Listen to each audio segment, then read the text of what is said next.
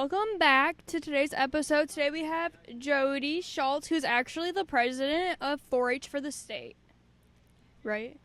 State leader. Close enough. Thank you for having me. What is your favorite 4-H memory? My favorite 4-H memory takes me back to when I was 15. And it was when I started showing sheep. So I grew up on a farm that had cattle and hogs and cash crops, but not sheep. And I desperately wanted to show sheep in 4-H, but it was kind of a new thing in our county to be an older youth, but start a brand new livestock project. So my favorite memory was actually having my sheep come to fair and being able to show, and my sheep looked awful because I overfed them and they were super fat and I didn't do super great in any of my classes. But what was important is that I was there and I was setting the stage for other kids to be able to start new projects. For sure. That they've never started, even if they may be an older youth. Yes. Which I see a lot of that now is the seniors who are like, I've always wanted to show a chicken. I'm just doing a chicken this year because it's my last year. So if I do bad, it's okay.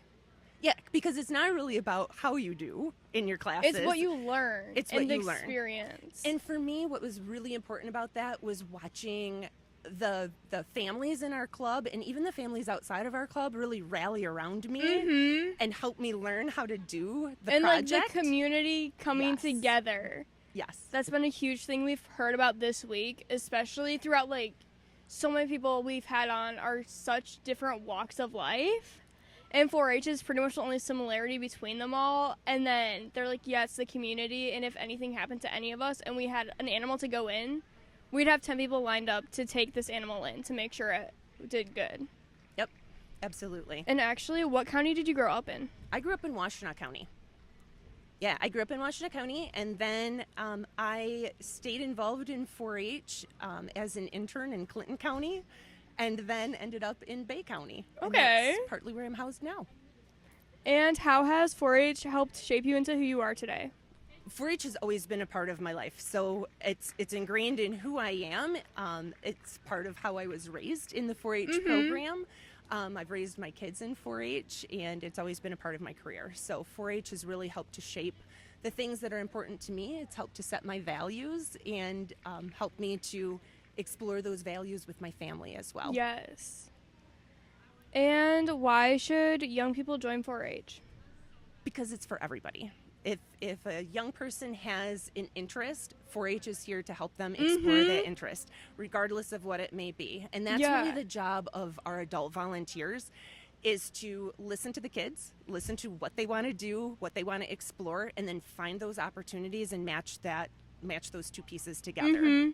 So that's such a big part of what 4-H is it's really for anybody and for them to explore what they want to do. And even at that, we started this podcast. I know we've said this so many times on the podcast, but to help just push it out there, because I know that the three of us do a lot of community outreach because we are on the 4-H council. And so many people come up to us and they're like, yeah, it's just animals and we don't have room for animals. And we're like, no, it's so much more than that. Absolutely. And always will be, hopefully. Absolutely. What does 4-H mean to you?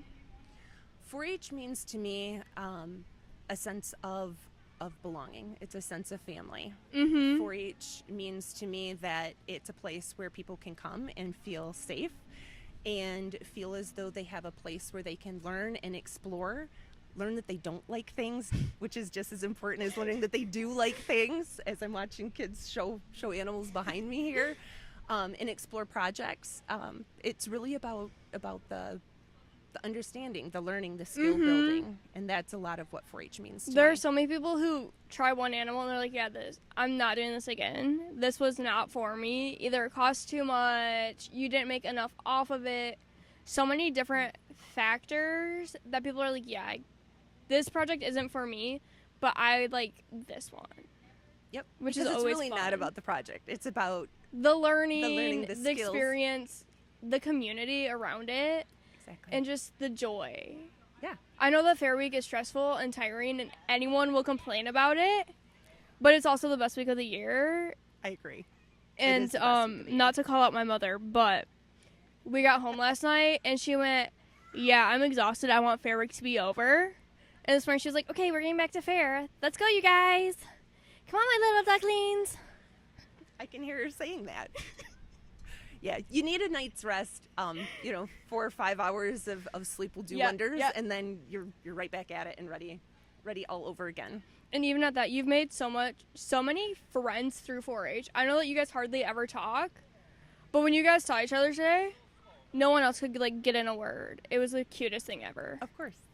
And like that's what most of the time, is. Fair Week is the one week you see your friends, and you guys haven't seen each other in years, and you're like, hey, how's your life? How are your kids? What are your kids doing? Oh, yeah, my kid's engaged to this one. And just, like, catching up on life and everything, which is fun to see the adults doing. Because I know that as a youth, we do it a lot, but we also see each other once a year. Whereas you guys see each other once, maybe every 10 years. And that just proves the point that 4-H isn't just about the fair. I mean, the fair is amazing, and it is the best week of the year, no doubt. But it's so much more than that. It allows you to have time go by, and you come back together as though no time has passed at all. And that's something that you don't get in other organizations. Those deep friendships. Okay, now onto your job. What made you pick 4-H as a career? I think 4-H has really picked me. I don't know that I picked 4-H. There were times in my life where I tried to separate maybe a little bit from 4-H and explore other career opportunities, and yet I just kept being drawn back to 4-H because that was the place that felt like home. I knew I could make a difference. It felt like home. It was where I was surrounded with people who supported me and saw opportunity within me that I didn't necessarily see within myself, and they were right. So I think 4-H for me has been, it's been more than a career. For me, it's been a way of life. It's how I was raised. It's how I've raised my family. But I think for people who weren't raised within the 4-H program, it's the place where you can come, join. And still belong. You don't have to be raised in it. You can join your first year, and we'll take you in like one of our own and under our wing.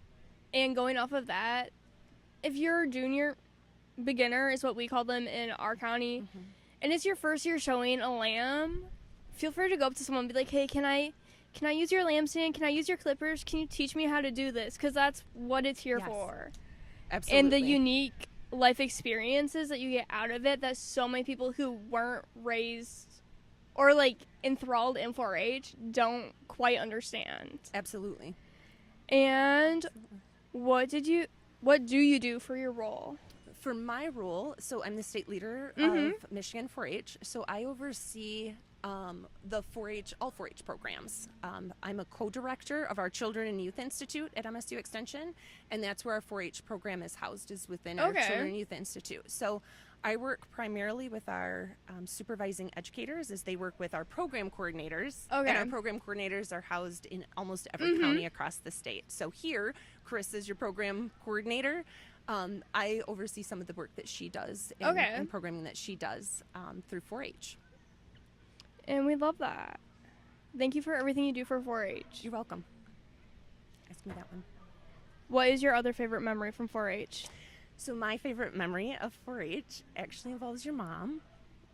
Mom, come here. No one cares. It's Fair Week. You get a pass. This is the one people always ask me what's my favorite memory of 4-H. This is my mom. She's going to go on later about 4-H Council because she's also the president on that. My favorite memory, what did we do? Boy, my favorite memory of being in 4-H is actually going to Exploration Days, which we did 1,000,000 times. As soon as we were old enough to go, we were going together, rooming together for years and years. But my favorite memory is actually sitting in the window well of Hubbard Hall and dreaming about what it would be like if we were to come to Michigan State and if we were to room together and if we would do all the things that college students do. And then we actually lived out that dream, and we really did it. And we really came to Michigan State, and I can remember when we got accepted, our acceptance letters, and calling each other on our rotary phone. And calling each other, and your mom called me first. She's like, I'm in. And it was like 2 days later before I got my acceptance letter. And I was just holding my breath as I opened that And you were letter. probably like sitting on rocks the whole Yes. week hoping. Yes, and I was so excited to call your mom and be like, Abby, we're doing it. We're really doing it. And we did. And it was one of the most just absolutely important things that ever happened in life was sitting in that window well, dreaming about becoming students together and then actually doing it. And the laughs we had and sometimes tears over those grades that didn't come easy at times for us, and just what a wonderful experience that we had to be able to grow up in 4-H together, but then also be roommates as well. What did you go to college for? My major was agriculture and Okay. natural resources communications. Sounds good. Thank you for coming. So, aside from the sale that we got going today is Dairy Day. Yes, the chocolate milk's here. Make sure you get yourself some chocolate milk. Yes, sponsored by Mooville. Thank you guys. Yes, It is- It's good stuff. It is very good. Yeah, so the dairy show's going on right now as we speak. So they're probably not liking that we're interrupting their quiet time over there because the dairy show is very quiet. Yeah. So Yeah, dairy is a very important and crucial part of this community, especially Central Michigan here. yeah, Clinton County has a lot of cows. So We're- does Gratiot yes. and Ionia, and yeah, Gratiot has more cows than people, but Gratiot also has a lot of more open farmland too, so that helps benefit with that. It goes hand in hand. They produce a lot of corn and beans too. They're pretty close to how much Saginaw County produces the most corn, but everybody else is right behind them. Right. Well, in the milk, you're right. It's a huge part, right? The dairy industry all is the huge. dairy plants are right around here. You got one in St. John's, one in Greenville, one in Ovid.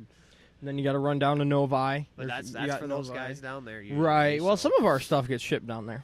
depends on the day. But yeah, so we got the chocolate milk, the white milk out here, a little bit of the strawberry milk out here, sponsored by Mooville. Thank you guys. It's great. It's awesome. Yep. We appreciate you guys doing that. You know, people. That's a big sponsor, like cost wise. So Yes, there's even coffee milk. I forgot about the coffee milk. yeah, the Moo Brew. Absolutely But, the bomb. Yeah. So yeah, but other than that, getting ready to rock and roll. I mean, we got 6 hours and change until the sale. 6 hours till the sale already. 6 well, technically less than 6. Yeah, because we got to do setup here in Right. 3 hours. But Yeah. fortunately for me, I got to run home and milk cows, so I will miss that part, but I'll be back for everything else. That's so. okay. That's another great part about the dairy industry, you know, is sometimes you got to go and milk the cows, but you know, you're proud. Sometimes it's at very convenient times. Yes. You know, and you got to, like, I myself am very proud that I got to grow up on a dairy farm and spend that much time with the cattle. Yeah, you just learn a lot of skills that Yes. comes along with it. Yes. And the challenging weather also helps you cope with rapid changes. too, Shall we so- get another dairy person on the horn he here? does not want to be on the podcast. Why not? All right, we've added another guest to our podcast today, Miss Terry Hallbaker. Terry, how are you this morning? Good, and yourself? I am doing spectacular. Terry has been a huge part of the dairy industry in Clinton County for her entire life. She grew up on a dairy farm and now operates her own operation. Absolutely. Owner-operator, so very involved and Sometimes I say owner and head beyond. oh my goodness. Very Oh. true statement. Yes. When you own it and operate it, you do the good and the bad. Right. You're in the trench with your teammates when it's appropriate. Yeah. So Clinton County ranks second in the Second, state yes, they for do. milk Clinton production. County is second in the state to Huron County in milk production. We're 31,500 cows, I think. Yes, that I is. believe We're so. 6 in the nationwide. For Yep. milk production. For milk production. So being at this fair is important because we have such a high dairy presence in the county, and it's just really impressive. Oh, for sure. Something to be proud of.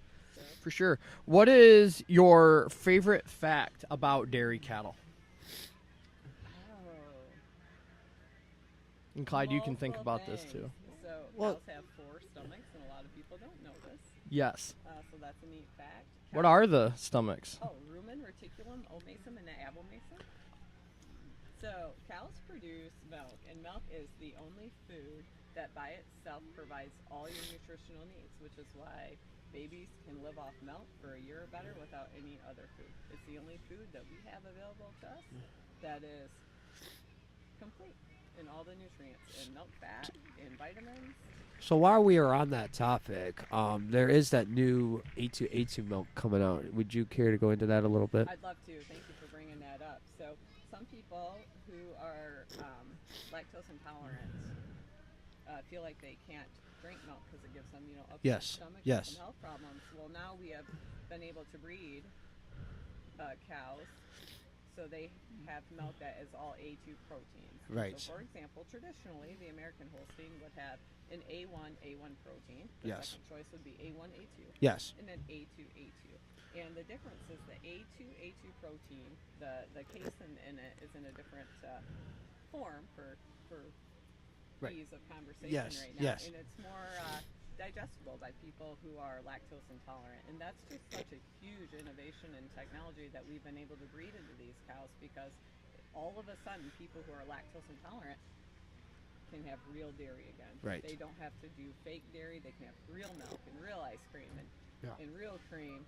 And that's just really important because only real milk gives you all those health benefits. So is this something I've heard about this in the recent years, but is this something that's recently been come about, it's like new to the market, or has this just been here for a while? We just haven't used Well, it. it depends on what you think new is. Like 5-10 years now, it's Yeah. gotten pretty hot. Okay, And yeah. In terms of historical value, though, that's still new. Right. So it takes us farmers, especially, a Mhm. long time to catch Yeah, up to it new shit. takes a while. It takes a long time to convince to try something Right, new when and you've And done that's it. okay. When people who've done things the way they've always been done. Right. Well, we've just done it that way. Yeah, right. So this was a good change, but it's still, I would say, relatively new, because I know people ask me, Right. and they're still unaware of this product that's Right. available to them, like at Meyer. Mhm. Meyer carries A2 milk. I don't know if Kroger does yet or not, but Yeah, we'd have to look into that, but yeah. yeah, that is, it's fairly new in those sense. Yeah, So I know you grew up on a dairy farm. I did. So I guess, asking the question of what made you want to get into, farming and dairy cattle, I'm assuming what got you into wanting to continue the tradition? Well, that's always a hard question, because it's just ingrained in you. And I think what happens is when you try to do something else, you realize that something else is maybe not where it's at. And Right. Like, what lights you up and what you're willing to go out and work for, what you're willing to get muddy for, get dirty for, that tells you what your passion is. And the key to this whole life is doing what your passion is in a way that you get paid for it. Right. And that's what to figure out. So I can tell you about my junior year of high school. I considered 2 or 3 things, and I thought, no, I'm going to dairy. And that's the plan that my folks and I kind of laid out starting my senior year of high school. I was a techer at Michigan State University in their dairy tech program. They tried really hard, the university did, not Yes. necessarily my parents, to get me to do the 4-year program. And I remember saying, no, I want to work. I just want to work. So then we just, went forward with the purchase plan, and we had some challenges along the way. Yeah. It's in the early 2000s. If you're a female nag, a single, it's a little harder. Oh yeah. So we had a lot of learning curves and challenges, but You adapted and overcame. Yeah, I just knew. I mean, that's a hard question to answer, because you just do it naturally. So with farming practices here versus you've been to New Zealand probably 9 years ago now, right? Compared to other places across the country in America and New Zealand, what have you seen, like, big changes compared to what we do here, like farming practice wise, like feeding or? Yeah, they do things a lot differently, and a lot of it depends on the country's rules and regulations. Right. Right. That determines a lot of what they do, whether they have a quota program or not, whether they can, are limited on how much milk they can ship, or how many cows they Right. can own, or their acreage and what they can grow. And we're so blessed here because our soil, especially in Clinton County, is top notch. Yes. And we can really grow a lot of feed in a small amount of area. And like when we went to those other countries, it's good, But it's not but there. it's not quite right. Right. And, Okay. what we might, we might look at a cow and see a certain body type and style, and Mhm. in their best cow, we might think could use some improvement. So Yeah. really you just got to do the best you can with what you have. But there is a lot to learn from other countries as far as efficiency, because like we do the New Zealand style dairy. Right. We learned all of that from New Zealand Right. in their practices, and just adapted it and made the changes that we need to change for our area. I mean, we run some New Zealand equipment too at our place. Like our bale and roller came from The bale and roller. came from New Zealand. We had to wait for that on a boat, but yeah, it's Right. Well, in the parlor, the whole swing yeah, line the whole swing system line is a system New Zealand based style out of New system, Zealand that we ideas. have So adapted. Yeah. We can learn those things. Yeah. But you got to be willing to step out and do it and Right, try it, and right. be willing to try things that may work, and then try some things that Just- might not. yeah, Right, it just right. doesn't work. But Yeah. you don't know until Try you. it. Right. Right. It's it's trial and error. You adapt and you overcome, and then you keep on moving. Right, at least you So know. got to keep and, it moving. Gotta keep it moving. And even with like trying new things, it might not work now, but it might work later. right. So maybe go back to it 5 years and see. Okay, Do it better. Figure out maybe what you there. should've done Right, different. right. That's the way I look at it. Yeah. But yeah. Yeah. So, out of all the dairy cows that you've got, everything, because there's a lot of different breeds of dairy cattle. There is. What are your favorite dairy cows and why? Breed wise. Yes. Yes. Oh, so this is hard because I have attributes of many breeds that I appreciate that are good. For example, the Jersey cow will have higher butter, fat, and protein. And we're Yes. in Michigan, we get paid on a component-based pricing. So our milk is valued what we get paid on our components, which I agree with. I think is very fair. It's on the dairy farmer then to decide how they feed those cows to get the components. Components being butter, fat, Yep. protein, and other solids. For those that might not be aware, we should be more. We're aware of these things, so we should be more in tune to that. But so I appreciate that about a Jersey. The American Holstein's about volume through and through. Very true. So, Yes. like if you're in it for volume, they are really good at that in a more controlled environmental setting. They don't handle stress as well. There's a couple. I'm trying to think of the Guernsey's attributes. Other than it's just a beautiful cow. Yeah. Sometimes Yes. I'm a sucker for a beautiful cow. But we do the New Zealand Friesian Holsteins, and they're a combination of the Jersey and the American Holstein. And what's phenomenal about that cow is it's a low efficiency, doesn't take as much feed. Right. Yeah, low it's a maintenance. low maintenance cow. Yes. Yes. High efficiency. low High maintenance, efficient, yeah. Excuse me. Yeah. So doesn't take as much feed. You get higher components in the milk. Maybe not as much milk, but a good in between. Which at the end helps your bottom line. helps your bottom line, which is all about the margin. You can Yes. ship Right. billions and billions and billions of pounds of milk, but if you don't have margin, then Then it doesn't. You're wasting right. your But time. my Yeah. favorite cow, so years and years and years ago, we Rick got a belted bull calf for his Mhm. birthday. Uh. Kids must have been teeny tiny, really little. Uh-huh. We raised it. We used it a couple years for breeding, and so we're still reaping some of that was Yeah. gonna s- today. And my favorite cow is the red and white belt. Yes. Also Number known 40. as a vanilla Oreo. Yeah. Vanilla And Oreo. She was the mother of Leo, Yep. Yep. who Which came was to in- fair here last year and was in the final four in the market class. So you can do things at the fair with unregistered crossbred cattle. Yes, of course. And you've got Judge. yeah.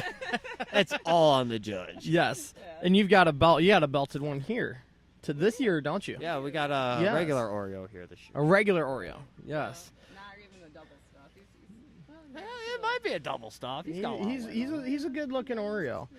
So you mentioned the judges and stuff, right? So that takes me towards showmanship, right? Right. So growing up, you showed dairy We did. a little, I would assume.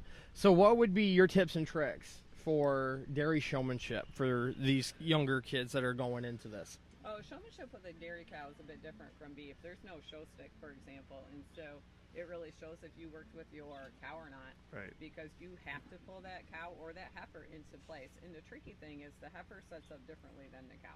So once your heifer calves and becomes a cow, you have to now train her to set up differently. Oh, And so I did not know lost. that. I got reserve champion showman one year because my heifer was then a cow and I didn't work with her enough. Mm. Oh, And so okay. when we were in showmanship, she did phenomenal Mhm. as if she was a heifer. She did everything she knew to do As a heifer. as a heifer, but she had calved, and so she was a cow, and so she needed to be set up differently. And that Gotcha. was a failure on my part as a 4-H'er for not getting my work done. I did not know that. I did not know there was a Yeah, difference. yeah. So I lost to Lindsay Kirk, a well-known family in this Yes. community. She did a great job that year with her animal, and they always represented really well here. So Of course.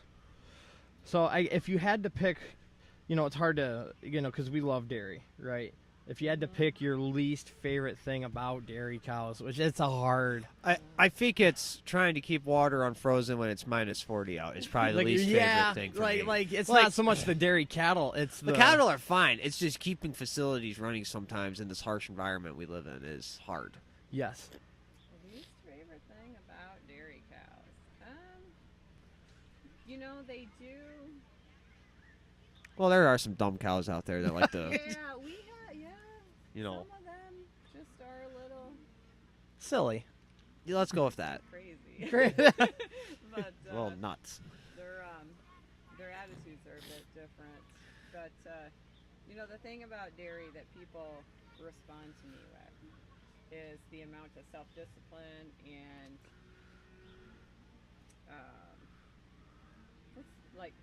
it's just very structured work. It's Yes. every day. They say, "Oh, it's every day." It's very structured work, but that's never been, that's all we've done our whole life. So it's what Right. I'm used to. So I don't. I'm like, well, that's what you do. You work. Like, there's nothing wrong with working. Mhm. There's things you can do to manage it, to have enough help. You can do seasonal Yeah. dairy like we do, so you have a couple months off, and Yep. so there's things you can do to manage the structure of how a dairy cow needs to be cared for, because Right. it is a top care animal. It's Right. not once a day. It's twice a day. It's 3 or 4 times if it's really hot or really cold. Right. They Right. require more care. And Right. so a lot of people view dairy as a negative because of how much time you have to invest Yes. in the caring for them. But you can manage that. There's Yeah. things you can do to Yeah. But mitigate that. the benefits also with dairy too. I mean, you can plan your own schedules too. Like, Right. Well, that's a great point. So traditionally people, if they milk 2 times a day, it's real early in the morning, mid-afternoon, or late afternoon. We did 10 and 10 for a long time when the kids Okay. were real little, because that worked with the kids' schedule. Right. So you can set that schedule right, as long as, my dad always says, as long as it's 8 hours from the last milking. right. So if Okay. you have something special going on, as long as you wait 8 hours from the last Right. milking, milk them again. Right. Right. Right. Go, do what you Right. want to do. Gotcha. you could- Okay. Right. No, So get it even done. if you're on twice a day and not 3 times a day, Right. as long as you wait the 8 hours. Right. Yeah. You can do midnight Yeah. and midnight and noon or 8 and 8. Well, no that's matter 12 what hours, but business you run, it shouldn't run your life. Right. You should Right. manage it. It shouldn't manage you. Yep. well, everybody's different too. You just gotta work with what works with your schedule. Right. Yeah, that's a good Right. point though, because you have to kind of think out of the box. Right. With the milking schedule. But, So there's not So- one set routine. right. Right. Well, Terry, Clyde, really appreciate having you on. That was very insightful. Yeah. I appreciate, Glad to be all the here. information and for being so supportive of 4-H. Absolutely. So the sales tonight, everyone. So Bid high, bid often. yes, there you go. Thanks, It guys. costs nothing. All right, guys, we're back here with the 4-H Unplugged. I got 2 people to interview here, Mr. Billy Harris and Zach Wagner. Gentlemen, how are you guys today? Not too shabby. No, we're a little tired. It's halfway through fair, but we're hanging in there. We're doing good. We're excited to be here today. Gotcha. So Billy and Zach both grew up in 4-H, and they are both prominent leaders in 4-H today. So, and we do appreciate everything you guys do. It's really helpful. If we didn't have the volunteers that we have, 4-H wouldn't happen. Yep, that's right. So I got a list of questions here for you. First one being, what is your favorite 4-H memory? I'd say my favorite 4-H memory is back when I was showing, and one of our 4-H leaders at the time, her name was Steph Schaefer. She brought a bunch of eggs up to the fair, and we did a egg toss in the Prospect Beef Barn. That sounds fun. Honestly. Billy? One of my favorite 4-H memories are when, again, Steph Schaefer, and then We're starting off with a trend here, it sounds like. then Dan Lowe.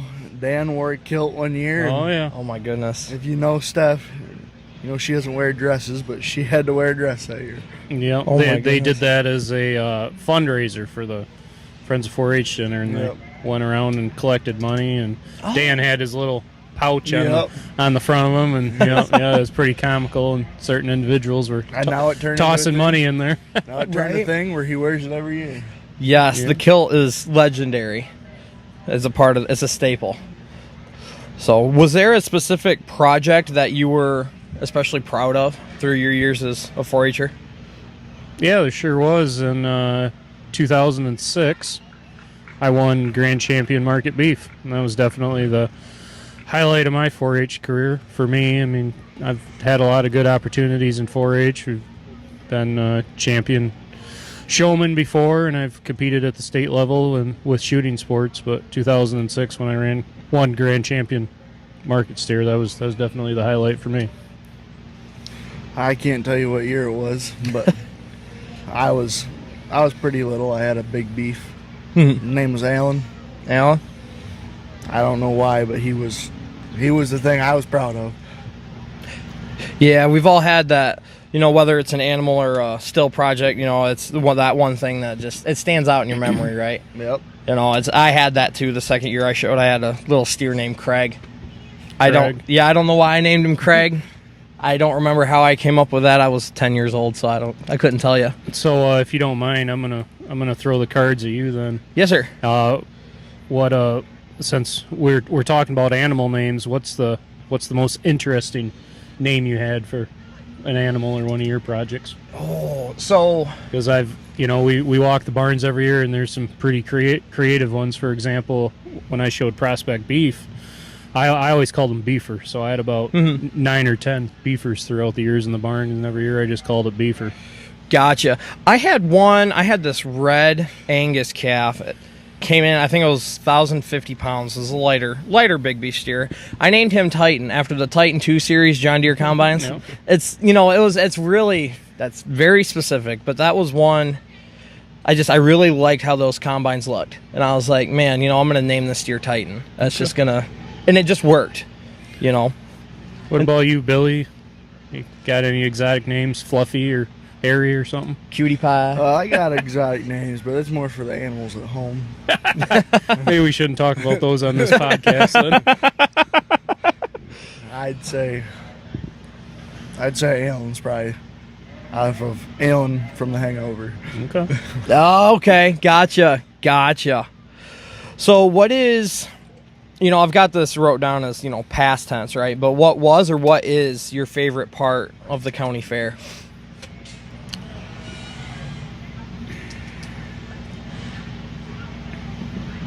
The wheels are turning. Yeah. Is and was. I mean, is and was. You put them together, and I would say networking. Back when I was a 4-H'er, the 4-H fair was always my favorite week of the summer. I was one of the last kids to grow up, I think, without a cell phone. I didn't get a cell phone until I turned 16 and started driving, and that was a flip phone. And we just didn't have the social media back then. Now I'm starting to sound old when I talk like that.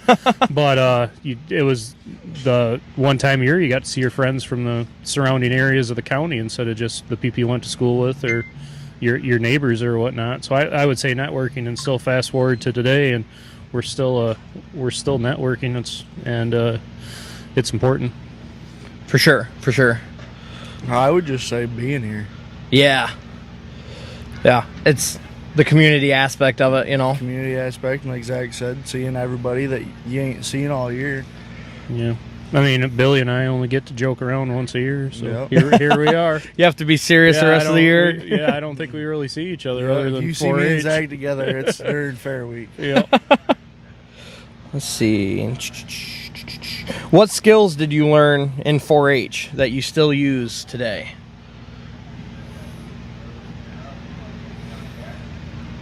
Leadership, time management.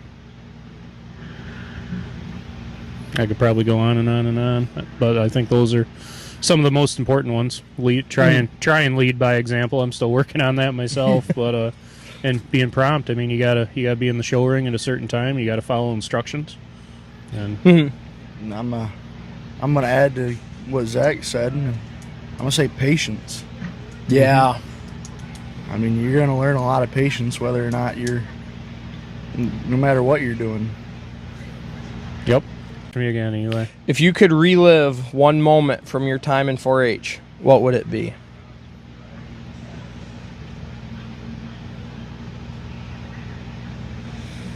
I don't know about one particular moment, but I enjoyed every single years, and I got a awful lot of good memories here, and that's why I still come back and promote the program. And I like seeing the young kids do good and grow, and I like to help them out, and hopefully they get as much out of this program as I did. I guess life's short, but you know, just to have the ability to come back and maybe show up here one more year would be a way to relive it for me.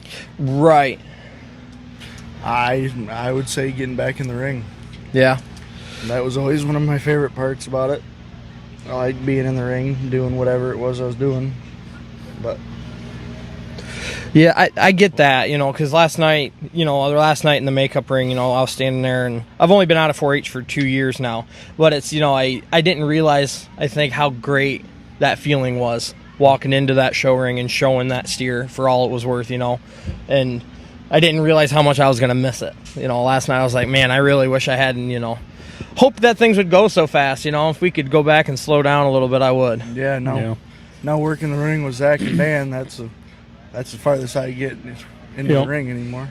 For sure. Shout out Dan Lowe. Yeah, shout out Dan Lowe, who's walking away from us right now. Yeah, maybe we can get him on here.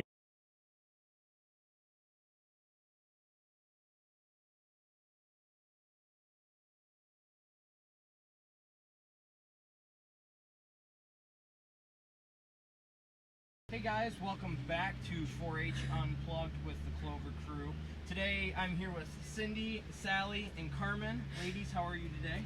Good. So you guys show dairy. Yeah. Correct. The show was just this morning, actually. So how did that go? It went good, for the most part. For me, I won for seniors, reserve overall dairy cow, like, Congratulations. thank you. So I've got a lot of questions here for you about dairy, because I'm very interested in dairy. I grew up on a dairy farm. It's my passion. So what is your favorite thing about dairy judging? Dairy judging, I like looking at the cows, and there's especially almost always one that stands out, and I look at that one, I'm like, damn, that one's really good. Yeah. I love that cow, it's beautiful. And then the rest of them sometimes just slide into place almost immediately, and I love seeing all the other classes. It's beautiful. For sure. And then I like for dairy judging, it gets me helps me like get to talk to people more, gets me to like explain reasons a lot better, and then also I do and then also I don't know. Carmen's turn. So for me, I like that it taught me a lot of public speaking. Like last year, I could around this time last year, I could barely talk in a crowd of people when I was giving a presentation or something. And this year, I am able to give a set of reasons, and it's completely, and it's just like phenomenal. Like my score this year was first place for juniors, and I placed better for the class with the reasons better than all of the seniors. Like even the kids that have been doing it way longer than me, I got 46 out of 50 for my score, and it was first. So I get the chance to practice with the state team this fall, actually. Awesome. I believe we all are planning to go. Yes, we all plan on going. I was invited by the people that run it personally. That's awesome. That's good to hear, you know, because we need to keep the young folk, you know, involved in dairy, Yes. right, in order to keep it going. It's very important. What are some helpful judging tips that you guys would have? When in doubt, utter out. It's almost a tip always that has helped me for years. for like the cows. Almost always look at the udder. That's the main thing. For heifers, a lot of time it's breed standards. Like for Holsteins, you want them taller, their feet and legs good, and see how big the rib cage is to see how much how much food they can eat to make it so how much milk they can produce. They are one of the top milk producers in the U.S. Yeah, for sure. So, what is your favorite fact about dairy cows? Favorite fact, so mine is free Martin. Oh yeah. So it's not just in dairy cows, it's in cows in general. But a lot of times when a cow calves to a twin heifer steer, the heifer will not be able to have any calves because it will be infertile most of the time. There's very rare cases that I will not be infertile, but it's really common that there will be. Gotcha. If you have so you're saying if you have a set of twins, one's a boy and one's a girl, Yes. the girl will not be able to reproduce. Most of the time. Most of the time. There's rare cases that it is possible. Gotcha. So they're usually sold with their brother if you are selling them. Oh, okay. Gotcha. So that way because essentially you would treat that heifer as a steer at that point, right? Yes. Because that's all they're good I'm for. sure you could take her to a fair and raise her as a feeder calf or even a big beef, but you would not be able to breed her. Gotcha. Okay. What is the weirdest fact you know about dairy cows? So I think like my favorite is like their supernumeraries. So dairy cows are supposed to have like 4 teats, but sometimes they have more, and like they're tiny. Very rarely cases that they can actually produce milk out of them. It's common in like meat cows and meat goats. And also in dairy cows, I've seen a lot of them actually. Yes. Oh, okay. Gotcha. Yeah, because sometimes, like a lot of times, they'll be in between the sets of the 4, right? And then Yes. sometimes will be further up. Yeah. It just Some people, they look at their calves early and they will actually cut them off so that they do not cause problems later. Oh, okay, gotcha. Because are there health risks involved? No, with there's that? not, but it's just like confusing sometimes if you like see one, so you're confused. Because sometimes they can get a little large, but usually they just stay small. It also just looks better, and the judge will like it more Yeah. if it doesn't have extra teats. For sure. That makes sense. What made you want to get into showing dairy cows? So I think Carmen should do this one first. So I actually have, my grandparents actually own a dairy farm, and I've been around dairy since I was really little, and I have been I went to the Ionia County Fair. I grew up around the Ionia County Fair. And it was just like I saw so many people doing it. It was eventually something that I started doing when I was old enough to start showing in 4-H. Gotcha. So for me and my sister, a lot of my siblings started like working at dairy farms. We would go there every once in a while. And eventually my older sister was like, hey, I like these dairy cows. I think it's cool to show them. You guys should do them. So then we started doing it, and we were like, it's really fun. It's like, it's not the easiest thing, but it's something that you can like learn quicker than some of these other animals. Yeah. It's mainly the facts that you have to know. They're usually the top, like first or second in showmanship for dairy. Gotcha. Okay. Yeah, it's everybody starts differently, right? Yeah. I grew up on a dairy farm, Yeah. so same concept, right? Yeah. And it's just like I don't ever see myself not enjoying it. Yeah, I've same. always been around it. Same. So, what are your favorite dairy cows and why? So that can be, you can interpret that question a lot of different So ways. Like mine- breeds, stuff like that. Mine are jerseys, because that's what I've always had. My first year, that's what I took into showmanship today, she's an angel. She's wonderful. She's like a dog. I could let go of her halter and she just stands there. She will probably follow me. She's the nicest dairy cow I've had, and she's really good looking too. And jerseys are just my favorite breed personally. They are pretty. My favorite breed is the Holsteins. I've always shown Holsteins for like the whole time I've shown dairy. And like the first year I showed a Holstein, I actually won showmanship with her. And so then I wasn't able to really take her after that.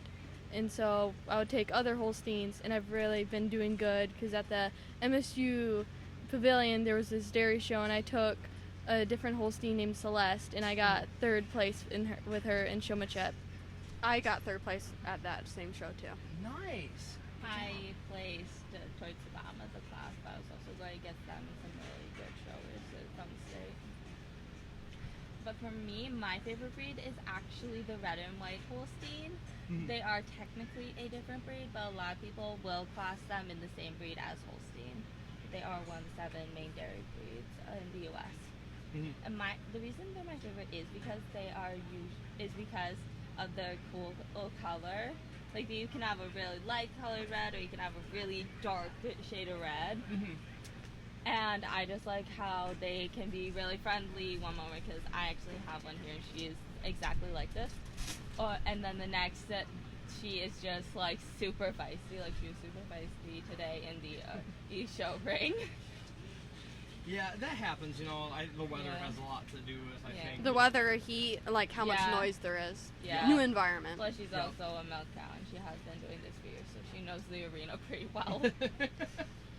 Oh, we're back here again. You know. Yeah. So, what? Literally, what are your top things you look for when picking out dairy cows to show?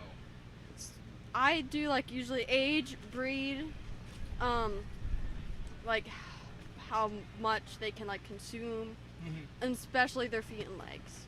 Yeah. Like height, if they're Holsteins. Jerseys, it sometimes matters, but jerseys are usually just shorter. But a lot of times you have to do the breed standard. Right. For heifers, I look by height and how much spring of rib they have and how they walk with their feet and legs. And then for cows, I mainly look at udder, and then after that I look at like frame and dairy strength and all that stuff. Yeah. For me, I will usually, most of my cows are from the same line. Like I have 2 red and whites, and then a fun little Parks Holstein. A Parks is a breed of beef, actually. Okay. And for my main ones, like for my showmanship animals, I will take ones that have been in the ring before, and my red and whites are actually from the same family line. I started with one, and then I got my milk cow, and then she had her calf, who is at the fair. Or so I look at genetics, and then, I look at their family line. Like I will try and take some from the same family, and that because mine usually look good, and they will look similar. And then I usually go for like a little fun project. So, the beef was a fun project from my grandparents. Very good. So, what are your tips and tricks for showmanship? Stay calm. If your cow is acting crazy, you'll do better in showmanship if you stay calmer. Yes. Sometimes you just need to calm down, and your cow will calm down. 'Cause sometimes like they can sense it that you're freaking out, and it's like, at least for like showing in general, always keep your eye on the judge. Yeah. Pay attention to doing every once in a while. Check to make sure they're set up properly. Yeah. And for some judges, if your animal is acting up, they will like it better if you stay calm and collected and get your animal under control as quickly as you can, because that was something that helped me out a lot last year. Gotcha. Some other helpful tips is like remember your cow parts. When was your cow born? Because the judges will most likely ask those questions. Oh, and for Derek especially, make sure you clean their ears out thoroughly. Yes, they we had check a them. judge that was very picky about that today. Oh, interesting. Yeah. That's something I never would have thought about, to be honest. Yeah. with me With neither. dairy, everything has to be clean. Yes. You can get deducted points. Like if I was like this and I just walked into the ring, I'd be deducted. Yes, and the thing is, they make you wear all white, which is not the best. That's one thing I do not like about dairy, that you have to wear all right. Yeah. Because then it gets stained so easily. You're working with Right, cows, animals, or like anything that you have to Yeah. put on them, Right. and your clothes get stained. Right, and that's One Yeah. other tip that I have is take either like a calf that like a yearling or like a 2-year-old cow, like take one that you have taken to fair before. Don't take one that's like going for the first time. 'Cause And they don't judges- know what's happening. And judges really like when you actually have like a milk cow too. Yes, You get placed if you over are that. if you Okay. can control a milk cow and you are or a little bit smaller than the animal, and the animal is stronger than you and you can control it, they absolutely love that. Gotcha. Okay. So if you had to pick something or however many things, what is your least favorite part or least favorite thing about dairy cows? I know the showing dairy cows, it sounds like having to dress in all white is the least favorite part. Yes, that is. How thorough you have to be. Like you have to shine their hooves, basically. Like shining somebody's shoes, you have to shine their hooves. Yeah, and it's usually only for your showmanship animal they have to do that, because for your breed classes there, just looking at how the animal's frame looks, how they walk, like for cows, how their udder looks. And then sometimes some cows will tend to have attitudes, and so that's Like they're one perfectly thing. fine out of the ring, but Yeah. once you get in the ring, Yep. really Yeah, big I attitude. get Or all when the that, judge is yeah. not looking, they act like perfect angels. But when the but then judge as soon looks, as the judge, like you judge can barely see you in the eye of his corner, they'll start running around, jumping, acting Yeah. crazy for no reason. Yeah. But my least favorite thing about the cows is when they are just the sweetest animal in the world, and then they all of a sudden just act up. They go from being just adorable angels to I'm a toddler. Pardon me. I'm a toddler now.